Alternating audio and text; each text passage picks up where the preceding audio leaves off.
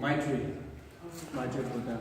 But also you can see the mudras. Also you can see in other Dhyani Buddhas.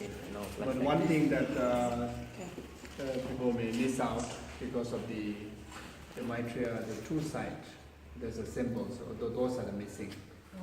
And so anyway, the center one is the Maitreya Buddha, and I think this side, right side, must be the Vajrapani based on the hand gesture. And again, usually they hold the Vajra, but here there's no Vajra. And the left side could be Chandasik.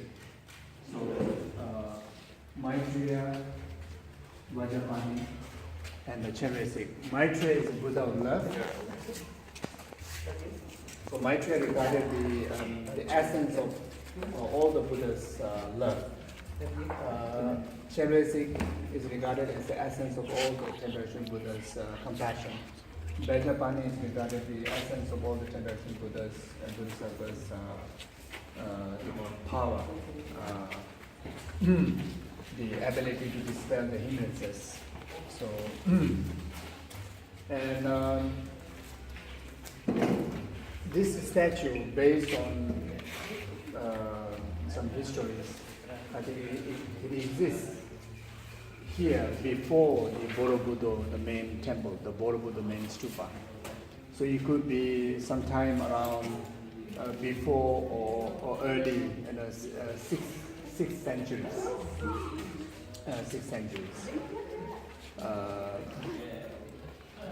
Yeah. So this statue and this temple, I think, very significant, especially for the Mahayanic Buddhist practitioners.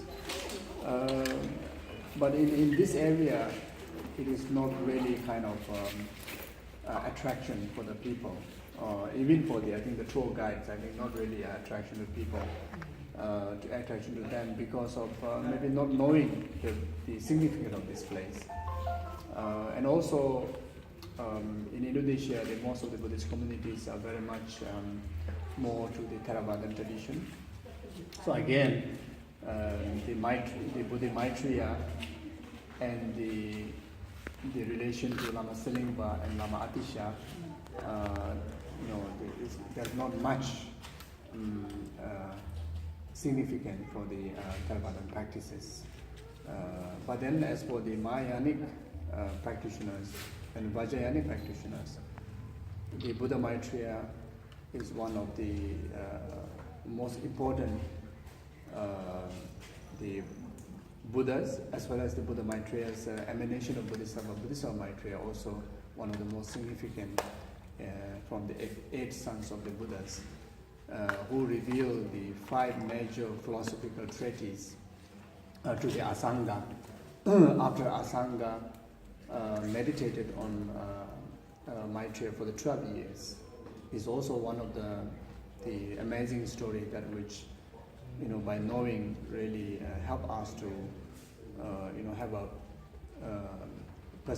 joyous perseverance in pursuing the path to enlightenment. And also it teaches us strong teaching on Guru devotion, devotion to the path, devotion to the Buddha, devotion to the teachings of the Buddha, without purification and without accumulation of merit. Even though Buddha's omniscience pervades in everyone, Buddha's omniscience pervades in everywhere. But then to have a direct communication, to have a direct vision of the Buddhas, it requires immense of purification and immense of accumulation. So the Asanga's cultivation of a practice in order to have a direct vision of Maitreya, to receive the Chamchut Denga, the 5 major treatises on the Buddhist, in particularly Mahayanic Buddhist path. He had meditated for 3 years, solitude meditation, single-pointedly, and he was kind of discouraged because he unable to see, unable to have the vision of Maitreya, and he tends to give up. So, and when he was coming out from his retreat hut, he encountered, there's pigeon or one bird, going in and out from the very, very narrow, what you call the rock. There is no way that that bird can enter in and out. But then again, there's a space just perfectly, the wing to pass through in and out. And that was happened because of the bird was, putting effort to pass in and out for so long and until it carved the rocks. So then Asanga was so inspired that if the bird, such a fragile and soft feather, can cut the rock, my effort to have a direct vision of Guru Maitreya and putting effort for 3 years is nothing. So therefore, it is all the faults of not enough perseverance, so I must return back to the retreat hut. And he continued. So he continued another three more years, and again he was unable to have the direct vision of the Maitreya. Then when he came out, and there's a drip, onto the rock, there's a, very tiny, consistent drip on the rock, like similar like here. Then the rock was, pierced into a very deep hole, and because of the consistency of the drip, even though water is, liquid, and the stone is such a solid, and even such a, the liquid can able to pierce into a solid rock. If that is possible with a consistent, effort, a consistent, manner, if I able to, continue my retreat consistently, I think there would be a chance for me to have a direct vision of Maitreya. So again, he returned back into the retreat hut and continued for another 9 years, another 3 years. So then again. What is the another story? The dog. That was the last one. That's the last one. Yeah. The needle. Oh, somebody making a needle. Okay, somebody making a needle from a metal rope. Should we call metal rope? Metal rod. Just what you call? Filing out, filing up and down or whatever. so can able to make such a fine thin needle, and if I able to put, I'm sure that I will have a vision of Maitreya and to able to gain the teaching from him. So then again he returned back into his retreat hut. Then finally, after 12 years, then he really, after putting so many rounds of intensive retreat and unable to see the Maitreya, so then on the way out from the retreat hut, he saw a wounded dog, and when he saw the wounded dog, then there's irresistible compassion, born into his heart, and that compassion is not ordinary compassion. It's a genuine, great compassion. He would have that compassion to any other sentient beings, if he sees the suffering, to any level. But then in immediate, right after his heart, he saw this wounded dog, and he really felt that it's a necessary, it is full responsibility to overcome the suffering of the dog. So because of the generation of the great compassion, he have purified immense of negative karma, and actualized immense of merit. And while he was, so he wanted to clear the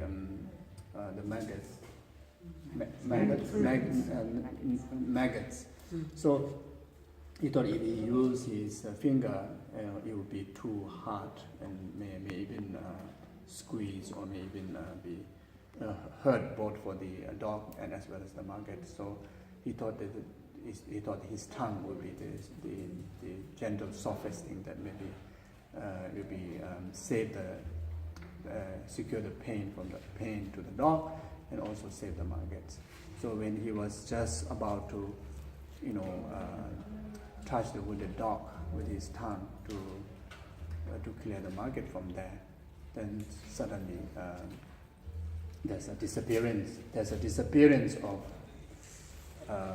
the wounded dog, and there is the actual actual manifestation. You can say manifestation. Yes. Actually, the Maitreya was right there. So then he grabbed the Maitreya and said that I've been pursuing to see you and for so long, and why it took so long for you to appear to me. And he says that I was there with you from the very first day.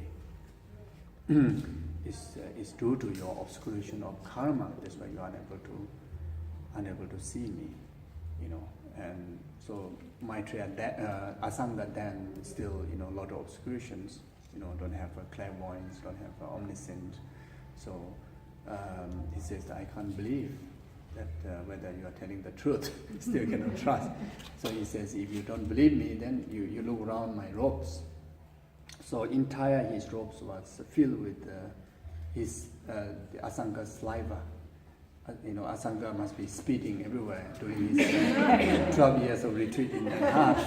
So entire his robe was filled with the saliva and spit.